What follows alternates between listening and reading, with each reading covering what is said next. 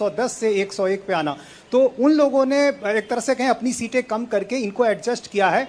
और जाहिर है अब चुनाव सामने है, तो ऐसे में सबों की सहमति है और लगातार इस तरह के बयान भी आ रहे थे। तो एनडीए का एक जो कॉम्बिनेशन है वो एक अच्छा कॉम्बिनेशन इस आंकड़े में नज़र आ रहा है। अब सामने चुनाव है, अब जाहिर है इसके बाद सारे घटक दल मिलकर अब चुनाव प्रचार में जाएंगे। अब थोड़ी देर में जो सीटों की घोषणा है और इसके साथ साथ जो उम्मीदवार हैं अब उसका इंतज़ार है। तो अब लगभग ये माना जा सकता है कि कहीं कोई नाराजगी जैसी बात नहीं होगी। हाँ, लेकिन ये जरूर दिख रहा है कि चिराग पासवान इसमें सबसे ज़्यादा सफल दिखाई देते हैं, ज़्यादा से ज़्यादा सीटें हासिल करने में।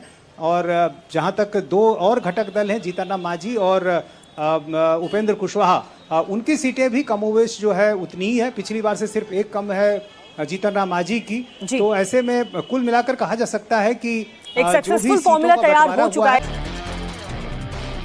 और इस वक्त एक बड़ी खबर आपको बता दें, जहां पर एनडीए में सीटों का फॉर्मूला सेट हो चुका है, तैयार हो चुका है। बीजेपी और जेडीयू 101 और 101 सीटों पर लड़ेंगी। चिराग की एलजेपीआर को 29 सीटें मिली हैं। उपेंद्र कुशवाहा और मांझी की पार्टी को 6-6 सीटें मिली हैं। तो सीटों का बंटवारा हो चुका है। एनडीए में बिहार चुनाव को लेकर के जो फॉर्मूला है सीटों को लेकर के, वो बिना किसी